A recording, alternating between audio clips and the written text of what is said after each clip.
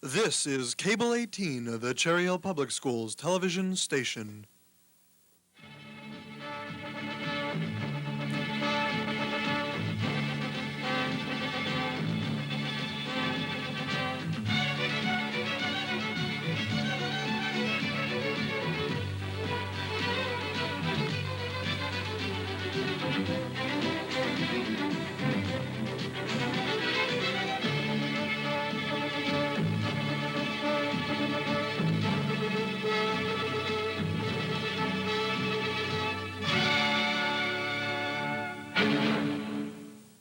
Good evening. Welcome to the first edition, the 7th year of West Report. I'm Ron Artsy. And I'm Julie Sanders. Today, both teachers and students were here at West for the first day of school. No one was positive if school would begin because of a possible contract dispute which was settled in the wee hours of yesterday morning. For those of you who have been watching the local newscast for school information, you may have been making other plans for today. But instead, the 1987-88 school year is now officially underway. Today, at 8 a.m., the buses rolled in and the class of 91 entered West for the first time. To prepare the class for the next 4 years, 2 orientation programs were held on August 29 and September 2nd. These programs were held to give some background on what the school provides in and out of the classrooms. The freshmen were introduced to the principal, Dr. Joan Katz, and assistant principals, Mr. Melby and Mr. Davidow. To lighten the mood of the evening, as well as educate, Mr. Melby conducted a trivia game. Prizes were awarded from the school store. After all this fun, the students, along with their parents, took a tour of the school, which included in the cafeteria with refreshments that were provided by the Home and School Association. Both evenings were overall successes, and we at West Report welcome all the class of 1991 to High School West. Everyone at Cherry Hill West would like to welcome back our principal, Dr. Joan Katz, who is returning after a year-long sabbatical. And this Thursday and Friday will be very busy days at West. On both days, there will be class assemblies, and all students be sure to come dressed to please because class pictures will be taken. And even though this is only the first day of school, seniors must begin to think of the close of the school year. And of course, that means, hopefully, graduation. And caps and gown measurements will be taken for all seniors this Friday. And while we're on the subject, all seniors be sure to attend their class meeting because they will be discussing their plans for their Florida trip. This Friday night, September 11th, will be the first dance of the year, the Purple and White Dance, which is being sponsored by SAO, which to you new at West is the Student Activities Organization. The music will be provided by the Sound of Music disc jockeys, and, as usual, all freshmen will be admitted free. For sophomores, juniors, and seniors, the cost of the dance will be $3 with their school ID. And don't forget, next Friday night, on September 18th, will be the annual Cherry Hill West Beach Party, sponsored by the class of 1988. We have a VCR alert for all those people who missed the 1987 East and West graduations and video yearbooks. Tonight, after EastCast, the West graduation and video yearbooks will be shown, and the East edition, will be shown next Wednesday, September 16th. Thank you for joining us for the first edition of this year's West Report. Be sure to join us next week at the same time. Good night. Good night.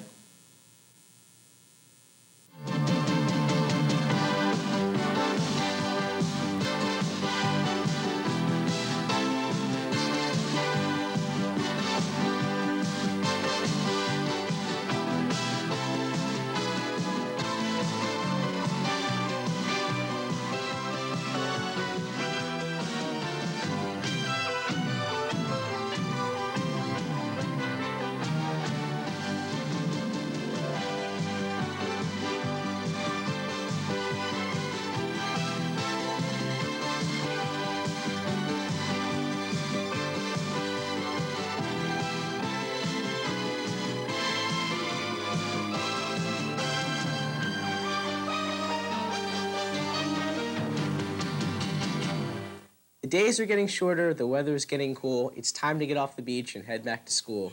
Say a fond goodbye to summer with one last look. It's time to turn around and face the books. We know you hate it, so don't make a fuss. It's time again to ride that big yellow bus. It's hard to believe EastCast hasn't been on since June. It seems September has rolled in too soon. Once again, get used to weekdays around 7:15 when you can tune into EastCast on Cable 18. And now, new, improved, and ready to roll, it's this year's EastCast, Never a Moment Dull.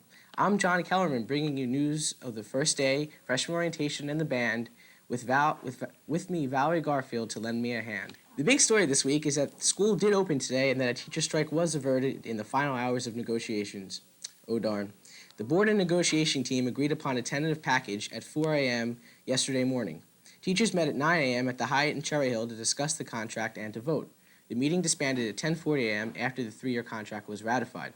The teachers would like to especially thank the officers, negotiating team members, state representatives and mediators, and board members for their tireless efforts to come to an agreeable settlement. We would also like to thank the Home and School Association and community for their support of the teachers of the district. The seniors are almost as happy as the teachers, not quite, but almost, that a strike has been averted. There is an important year for us, and we don't want anything to interfere with our college admissions. Right, Val? Right, John. Mr. Charles Fleischman has been at East for 18 years as a history department member, the last 10 as department chairman. Many of you also know that Mr. Fleischman is a coach of football, softball, and wrestling. We are proud now to welcome Mr. Chuck Fleischman as our new assistant principal. I spoke with Mr. Fleischman yesterday about his new position. Congratulations, Mr. Fleischman. What made you decide to make the change from history department chairman to assistant principal? Well, I believe the reason for the change more than anything else is a new challenge. Everyone needs a new challenge in their life, and I wanted to make sure I didn't become stale, and this opportunity availed itself, and hence I took a chance at it. What will your new responsibilities entail? I'll be in charge of the 9th graders as far as discipline procedures and also working with the class officers and so on. And secondly, I'll deal with athletics in the building. I'll be working as a liaison between our athletic coordinator, Mrs. Whitaker, and our building coaches. All right, thank you and good luck. Thank you. We thought it would set the mood this time to deliver the rest of EastCast totally in rhyme. Just sit right back and you'll hear a tale of a fateful trip that started from these mighty halls aboard a Boeing ship. Musicians of all calibers, sheet music in hand, flying out to play in Russia was East Symphonic Band. For 2 weeks they were to tour and play their wonderful sounds. The trip was fun and full of laugh from the moment they touched ground. The weather started getting rough, the band members were tossed. If not for the courage of Mr. Yorko, the luggage would be lost. On the band, dressed in tails, the whole audience did peer, until the flow of their first note when everyone did cheer. Next was on to Leningrad, where the band gave a splendid show. By the time the tour was through, no one wanted to go. Aside from playing their music, the symphonic band did see all the great historic sights of that mysterious country. From Red Square to Lenin's tomb and small towns in between, by looking at the pictures they took, their memories can be seen. While talking to a friend of mine who ventured on the trip, he said if you ever get the chance, it's an opportunity never to skip. Back in the USSR, boy, you don't know how lucky they are. Back in the US, back in the US, back in the USSR. While the rest of us have been enjoying the last few days of summer, there have been a group of people marching to the beat of a different drummer. The marching band students are truly dedicated, as their previous performances have indicated. They've been getting ready for competition and halftime, relentlessly practicing formation and line. Learning music and practicing notes, they are seen about the school grounds with instruments they tote. Every uniform spotless, every foot goes left-right. The Cougar Marching Band is ready to cheer on the red and the white. From the Star-Spangled Banner to the rest of their repertoire, they're ready to plunge into their best season by far. Good luck in competition, we know you'll do us proud. Keep up the beat, the audience will be wowed. Although Liz All's since moved away, the effects of her writing are here to stay. Accolades, honors, and awards have come her way, and Christy Cordes listened to what she had to say. Liz attended the Governor's School for Writing. Now let's tune into our interview to hear how it was exciting. Liz, can you tell me about a typical day at Governor's School? Well, ideally, my day began at 7:30 when I was supposed to get up, but frequently I slept in and missed breakfast. Breakfast was from 7:30 until 8:30, and my class began at 9 in the morning. My morning class began at 9. Morning class ran from 9 to 12. Then from 12 to 1 was lunch. From 1 to 2, depending on which week it was, we either had performances or practice sessions or collaborative performances in the last week. From 2 to 4 was more class. From 4:15 to 5:15, if you had time, you could go for recreation. I went bowling a couple times, which was excellent. But I only had time to go twice, and the rest of the time I was either typing or practicing something or sleeping. Then 5:30 to 6:30 was dinner. And on Mondays, we had free time for the rest of the evening. Tuesdays from 7:30 to around 10:30, we had lecture. Wednesdays and Thursdays, the creative writers had studio, which was basically a couple more hours of class. Fridays, we had coffee houses, which were performances from 7:30 to about midnight sometimes, from all the art areas. That's a typical, and we didn't get to sleep till like 2 or 3 on the average. What particular events stand out as being memorable from your 4 weeks at Trenton State College? I think that the most memorable event for me was the last week we performed collaborations, which were performances made up of people from all the art areas, which were vocal music, instrumental music, visual art, creative writing, drama, and dance.